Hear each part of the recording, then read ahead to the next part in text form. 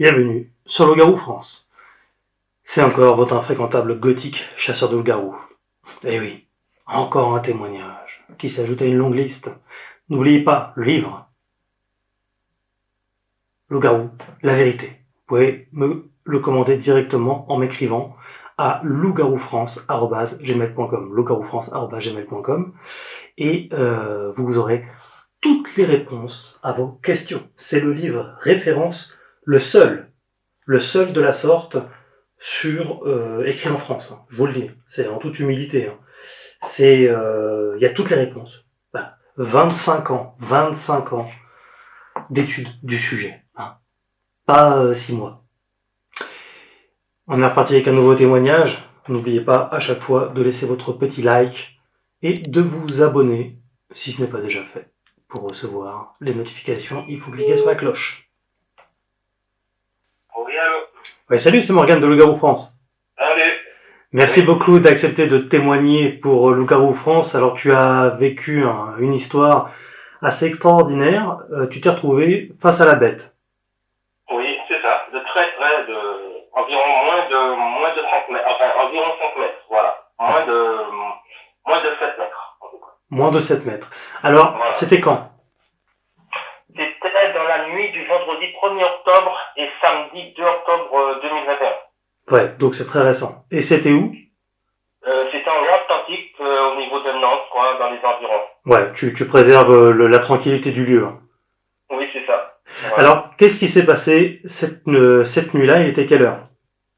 Alors, il était environ, quand je l'ai vu, quand on a fait le face-à-face, il était 3h45. Qu'est-ce que tu foutais dehors à 3h45? Du coup, j'avais pas sommeil, en fait. Et je me suis dit, pourquoi pas aller faire une balade avec mon chien, quoi. Ouais. Du coup, tout simplement, parce qu'en fait, il faut savoir, en 2021, ça faisait 8 ans quand même que j'habite là. Donc, je connais très bien les lieux, je connais partout, par cœur, je connais l'endroit, quoi. Donc, j'étais assez en confiance, je dormais pas, je me suis dit, vas-y, let's go, y a pas de souci pour moi, voilà. Ouais, ça t'arrive de temps en temps de promener ton chien la nuit comme ça? Oui, mais quand même pas à cet endroit-là. Je préfère aller plus dans la ville, là où il y a des lumières, parce qu'il faut savoir que là où j'étais, zéro visibilité. Il n'y a pas de lampadaire, pas de voiture, aucune âme qui vive, tu es seul au monde, il n'y a pas de maison non plus. Ouais. Il n'y a rien, quoi. Aucune âme qui vive, à part celle d'un loup-garou. À mes dépens, voilà, je l'ai appris à mes dépens, malheureusement, malheureusement. Alors, qu'est-ce que t'étais qu'est-ce qui se passait? Qu'est-ce que tu faisais à 3h45 Alors, du coup, je suis arrivé sur le lieu à 2h, le lieu là où j'étais, à 2h30.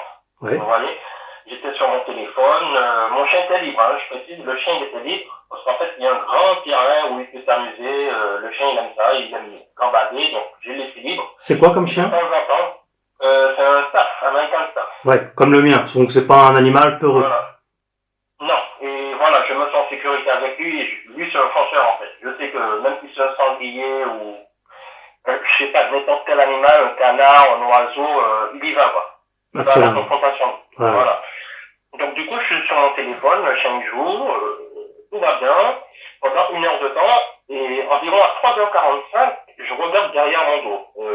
Mais je regarde pas, enfin, je regarde, derrière mon dos, mais sur les côtés, on va dire. Plutôt sur les côtés. Avant. Parce que je vois que mon chien, il est tétanisé. Il est là, mais il regarde derrière, en fait. Il regarde quelque chose derrière. Et je sais qu'il n'y a personne, je sais qu'il n'y a pas d'animal, je sais qu'il n'y a rien, en fait. Et je sais qu'il n'y a rien.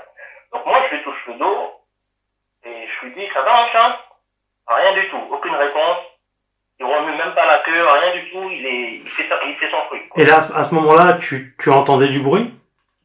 Non, rien, parce que j'ai oublié de dire, j'avais la musique en fait, j'avais mes écouteurs. D'accord. Voilà, okay. J'avais ma musique, en fait, je m'amusais avec mon téléphone, avec ma musique, et le chien, il fait ses affaires en fait. Ouais, tu t'allais sur le net, c'est ça, pendant ce temps-là? Le net, je regardais les applications, je faisais un peu de tout, n'importe quoi, un peu de YouTube, un peu de tout. Et voilà. Quand tu l'as vu se figer, t'as pas eu pensé à virer tes écouteurs? Non, pas du tout. Non, parce que pour moi, tout va bien. Quoi. Ouais. Mais en fait, la première fois, tout va bien. Je me suis dit, bon, il répond pas. Et là, je lui touche la tête. Je lui dis, ça va mon chien? Rien du tout, toujours. électrique, presque tout a basculé. C'est là que je me suis vraiment retourné, parce que la première fois, je me suis retourné, on va dire, à 50 degrés pour le voir. Et c'est quand je me suis retourné à 180, j'ai vraiment tourné, j'ai fait un grand, parce que j'étais assis. Donc j'ai fait un grand tour comme ça, et là, la première chose que j'ai vue, c'est les yeux, en fait. C'est les grands yeux, parce qu'avec la lumière de la lampe, c'était un rouge, en fait, électrique.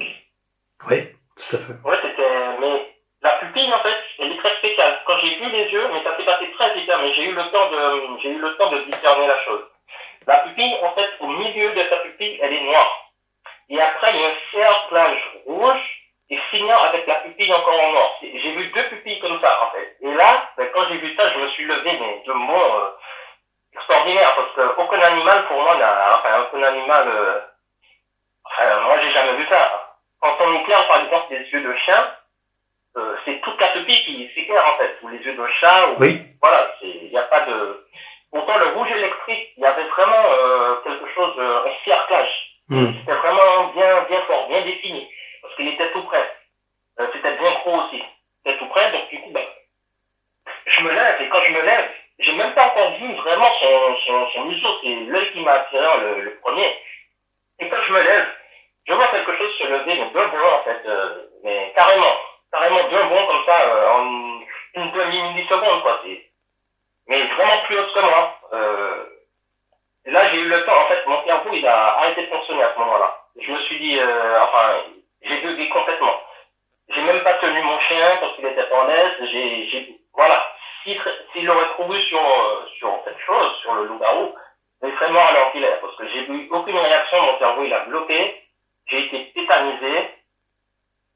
Et là, je suis resté comme ça, en fait. Mais ça a duré 2 secondes, hein. Ça n'a pas duré... C'est moi, en fait, le temps m'a paru tellement long que j'ai eu le temps de voir tous les détails. Alors, t'as pensé... Ça paraît long. C'était pas un sanglier? Non, c'était pas un sanglier, non. Pas 2 mètres de haut, quand même. Enfin, pratiquement, moi, je fais pratiquement 1m90. Je le regardais de haut, quoi. Enfin, quand il s'est levé, quand j'ai pointé la lampe, je le regardais de haut. Bon, il s'est fixé pour moi. Un grand sanglier, alors. Le mec, il insiste. Et du coup, est-ce que tu as pensé question à la con, à le filmer? Non, je pouvais pas. J'avais déjà une application en cours. Et en plus, j'avais la musique au fond. Donc, je pouvais pas... déjà, j'étais tétanisé, en fait. Je pouvais rien faire. Je pouvais rien faire. Je pouvais carrément rien faire, quoi. Et ton chien un blocage, en fait. Un blocage. Mon chien... Je ne sais pas pourquoi, mais lui non plus, il est resté à côté, il est resté à mes pieds, en fait. Lui, il était pareil que moi. Je pense qu'il a fait un blocage, il était pareil que moi.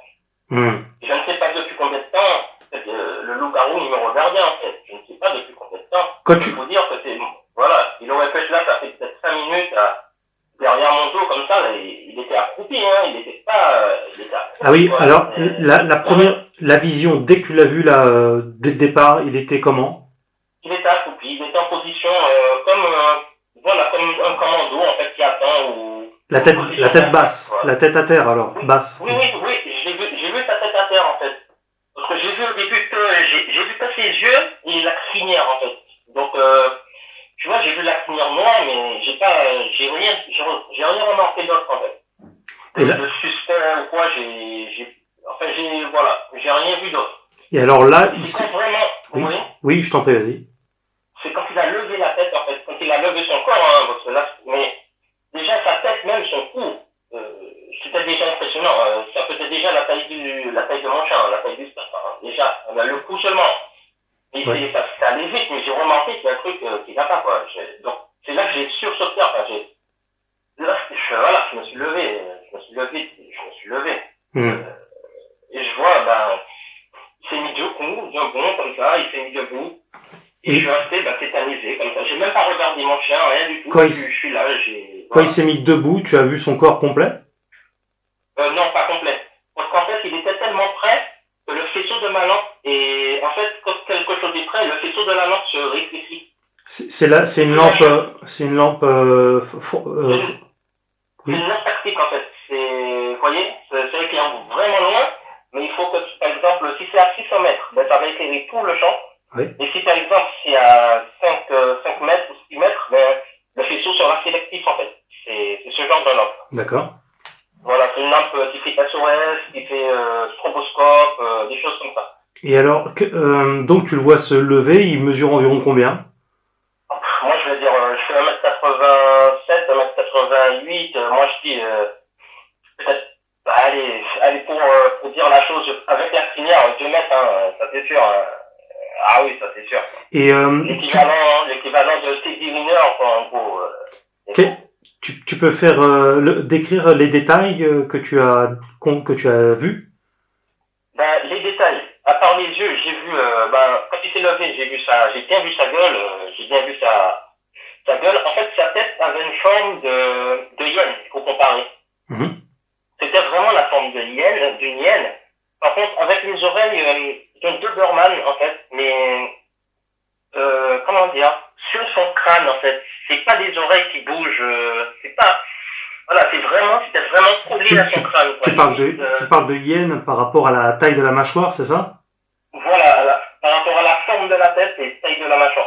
Ouais. Voilà, moi, ça m'a fait penser à ça. Ça t'a pas fait penser à au prime abord, ça t'a pas fait penser à un loup? Ah non, pas du tout. Non, c'était beaucoup plus gros. Ah ouais, sa tête était beaucoup plus grosse. Ah, mais non, oui, bien sûr, mais je veux dire, un loup surdimensionné? Non, en fait, non, c'est vraiment, non, une hyène. Ça m'a fait penser vraiment à une hyène, quoi. Vraiment, avec la mâchoire, comme si, musclé tellement que, voilà, quoi, c'est le truc, ça doit manger des carcasses, quoi, tu vois, ça se sentait, quoi. Ouais, tout à fait. Oui, tout à fait. La comparaison est bonne, oui. Ouais, voilà, comparé à la tête, par exemple, de Staff, c'était hors norme, quoi. J'ai vu ça, je me suis dit, ouh là là. Et alors, il y a une particularité, celui que tu as vu, parce qu'il était manifestement, en tout cas, en pleine mue. Hein. Oui, c'est ça, parce que son museau, en fait, j'ai eu le temps de voir ça, et très vite, parce que mon cerveau a bloqué, mais son museau n'avait pas de poil, en fait. Mm-hmm. Peut-être la peau, carrément. Parce que la crinière, j'ai bien distingué la crinière, ses yeux entourés de poils, de poils noirs, mais j'ai bien distingué que, son museau était comme, mais il n'y avait pas de poils. Et c'était pas la seule zone où il n'y avait pas de poils? Non, il n'y avait pas de poils le haut des épaules, en fait. Mm-hmm.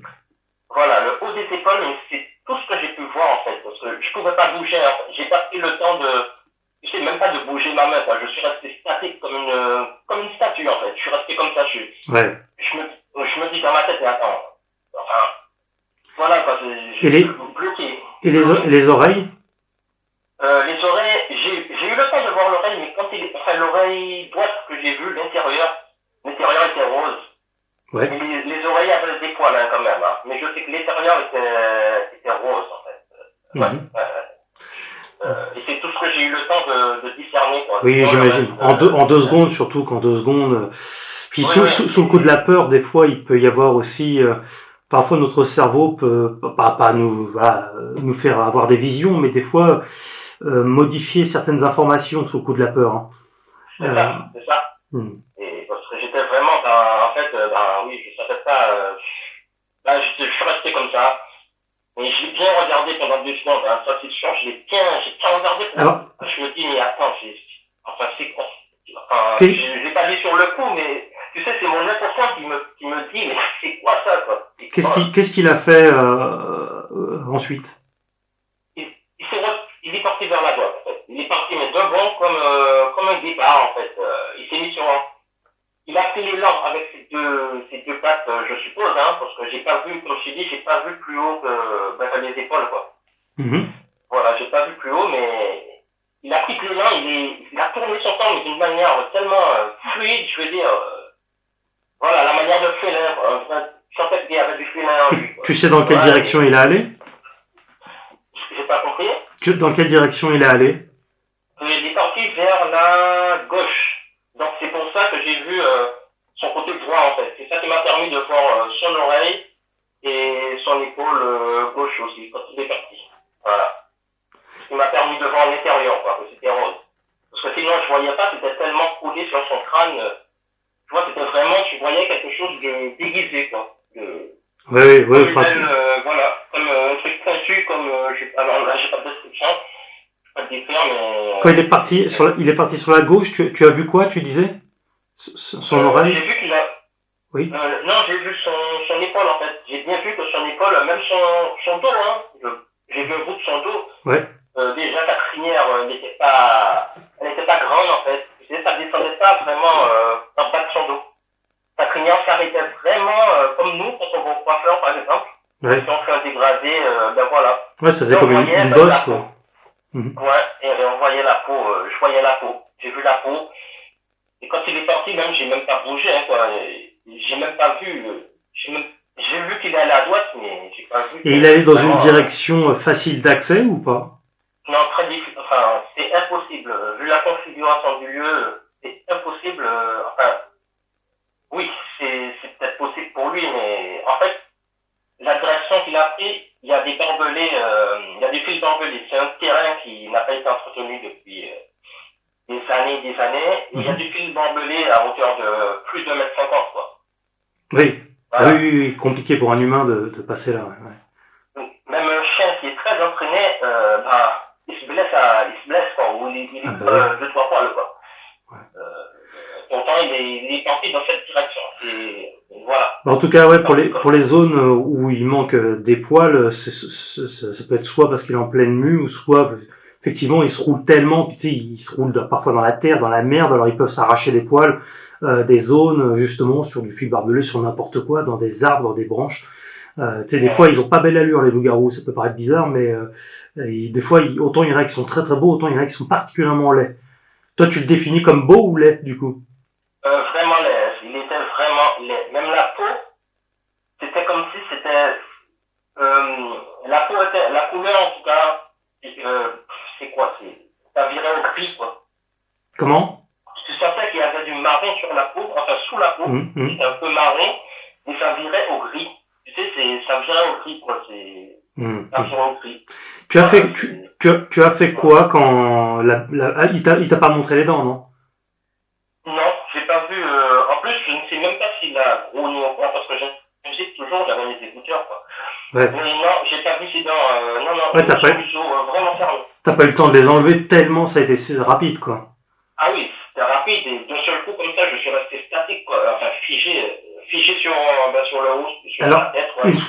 Une fois que tu le vois se barrer comme un fou, tu fais quoi ensuite, toi? J'attends, 2 secondes, je suis resté comme ça 2 secondes, statique, avant de réaliser que mon chien, déjà, voilà, ça s'est débloqué. J'ai pris mon chien et j'ai couru le plus vite possible chez moi, en fait. Le plus vite possible. Tu en as parlé à ta famille? Non, à personne. Pourquoi? Parce qu'il faut savoir que je ne connaissais pas que ça existait. Déjà, je ne savais pas que ça existait, ce genre de loup-garou. Je ne savais pas du tout.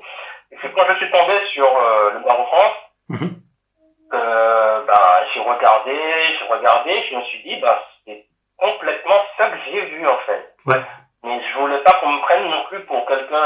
En fait, j'ai des amis, en fait, hein. Mais mes amis, ce sont des blagueurs. Ça veut dire que je leur aurais dit ça, ils m'auraient dit, ouais, mais moi aussi, j'ai vu quelque chose. Il avait des cornes, il avait de la fumée, ils allaient rigoler, puis bon... Ouais. Alors que je sais que c'est vrai, oui, voilà. Donc, même à ma compagne, hein, oui. Je l'ai rien dit, jusqu'à présent, elle ne sait pas. Donc, je suis la seule personne à qui tu en as parlé. C'est ça, la seule personne, oui, autour de toi. Et ça te pesait de pas pouvoir en parler ou pas? En fait, c'est comme, tu sais, c'est comme si, quand on perd un être cher dans, je sais pas, une catastrophe et qu'on ne retrouve pas le corps, on ne peut pas faire de deuil, en fait. Oui. On ne peut pas être soulagé parce que, voilà, alors c'est un petit peu pareil, en fait. Je me suis senti soulagé que tu m'as apporté quand même quelques réponses claires. Ouais. Tu vois. Donc là, je peux, on va dire, un peu oublier, quoi. Parce que je suis resté, il n'y a pas très longtemps, à chaque fois que je ferme mes yeux, parfois je réfléchis à ça, quoi. Je me dis, mais... Est-ce que tu es retourné dans cette zone-là? J'y retourne tout le temps. Alors pas le soir, par contre. Mais j'y retourne tout le temps. Parce que là-bas, il y a beaucoup de passages la journée, en fait. Il y a des cyclistes, il y a énormément de joggeurs, il y a quoi d'autre? Des gens qui font la marche scandinave, il y a vraiment, c'est un endroit super agréable. Donc oui, j'y retourne. Je retourne avec mon chien. Mais il n'y a personne la nuit, quoi. Aujourd'hui, j'y étais avec mon chien. Mais, ah non, la nuit, non, c'est fini. Ah oui, c'est fini. Je ne pense pas qu'une attaque comme ça peut se faire. Déjà, il y a trop de personnes, il y a trop de passages. Voilà. Toutes les secondes, il y a quelqu'un qui passe, il y a des gens qui se promènent. Ouais. Ça aurait fait du bruit, quoi. Dans le quartier, ça aurait fait du bruit, parce que c'est un quartier où le voisinage, voilà, ça va vite, en fait. Les nouvelles vont vite. Si par exemple, il y a quelque chose qui va pas, ben, les nouvelles vont très vite. Mais S'il y a une agression, s'il y a quelque chose, ça va très vite. Jusqu'au jour d'aujourd'hui, aucune agression signalée. Mais je sais qu'il est. Alors, je pense qu'il est dans les parages. il y a pas d'agression d'humain, mais bon, tu as compris qu'il est pas impossible qu'il cherche à bouffer ton chien et que justement ta présence le dérangeait, parce que les loups-garous s'attaquent aussi aux chiens. Et tu m'as dit que il y avait justement des disparitions par chez toi de chats. Tu sais quoi? Aujourd'hui encore, hein. Mhm. Ben, j'ai eu un chat perdu. Par contre, petite particularité, c'était écrit gros ventre. Mhm. Le chat sur l'affiche, chat perdu. Voilà, gros ventre, recherche chat dans le quartier, perdu, gros ventre, bon voilà. Ouais. Mais il y en a eu, il reste seulement à peu près 1 ou 2 chats maximum dans le quartier, sur plus d'une trentaine, quoi. En combien de temps? Alors là, depuis, ça a commencé en mars, on va dire en mars 2021. Ouais. J'ai vu les premières affiches en mars 2021. Voilà. Et, J'ai commencé à voir. on peut pas l'affirmer, mais en tout cas une chose est sûre, c'est que les loups-garous bouffent aussi des chats, un peu comme Alf. Ouais. Et ouais, il y a il y a pas mal de témoignages comme ça, de chiens, de chats aussi qui disparaissent, entre autres, hein, des moutons, des poules, des lapins, enfin plein de trucs, quoi, plein d'animaux en tout genre, quoi. T'as eu tout de même beaucoup de chance de te retourner à ce moment-là parce que on sait pas ce qui aurait pu se passer pour ton chien. C'est ça que je me dis en fait. Hein. Je me dis, jusqu'à présent, tu sais, je me pose des questions toujours. C'est pas que. Ça y est, je sais que, voilà, on va dire entre guillemets, j'ai fait mon mea culpa, bon, je sais c'est quoi, je suis content. Mais je me pose toujours des questions parce qu'il est parti, il m'a regardé vraiment dans les yeux, quoi. Ouais. Il m'a regardé dans les yeux, ouais, vraiment. Vraiment. Ah bah oui, pour lui, t'es un prédateur, hein. Donc c'est normal, il te surveille. Ouais, tout à fait. C'est pour ça d'ailleurs qu'il a pas attaqué ton chien, c'est parce que tu le faisais chier, quoi. Ouais.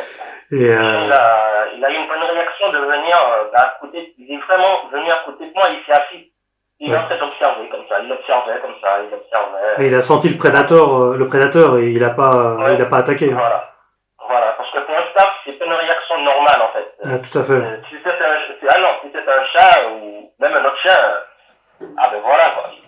Voilà, après, je l'ai pas éduqué à l'attaque, mais si le chien était agressif, il aurait pu, voilà. Ouais, je confirme, j'en ai un, donc je sais comment ça, tout à fait, c'est exactement ça. C'est ça. Donc, très intéressant. Et tu as découvert Loup-garou France de quelle façon? C'est plus sur YouTube. En fait, je t'ai découvert sur YouTube dans l'algorithme, en fait. Ouais. Parce qu'en fait, je cherchais beaucoup de choses, des réponses à mes questions, mais sur YouTube, mais en tant que paranormal. Ah oui. Parce qu'au début, je pensais que c'était paranormal, en fait. Je pensais que c'était quelque chose, je ne sais pas, tu sais, paranormal, quoi.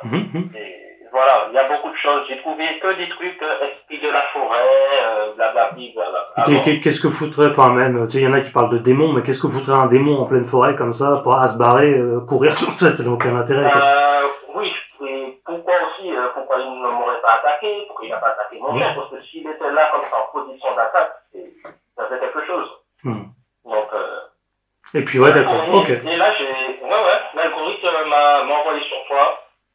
J'ai dit, tiens, pourquoi pas jeter un coup d'œil? Et j'ai regardé les vidéos, j'ai regardé les vidéos et je me suis dit, mais écoute, c'est exactement ce que j'ai vu, quoi. Et c'est exactement le comportement de... En fait, il avait le même comportement que beaucoup de personnes qui ont témoigné, en fait, sur ta chaîne. Tu vois? Sur les disparitions, sur la manière dont il se déplace, sur, par exemple, sa corpulence, quoi. Autant il y a certaines différences selon la morphologie, mais autant il y a énormément de points communs dans tout ça, tout à fait. Très bien. Et lui, il était en pleine, il avait toute sa vie réalité, quoi. Hein. Ouais. Il était pas mort de faim, hein, non, non. Peut-être que c'est pour ça qu'il n'a pas vu. Qui sais-je, que sais-je. Peut-être que, voilà, hein, il m'a épargné ou qu'il a épargné mon chien. En tout cas, ils s'attaquent pas aux hommes, donc ils peuvent faire peur aux hommes, oui, mais ils s'y attaquent pas. C'est comme les loups, on est des prédateurs pour eux, donc c'est l'homme, c'est l'homme qui est un loup pour le loup-garou en l'occurrence. Tu vois ce que je veux dire?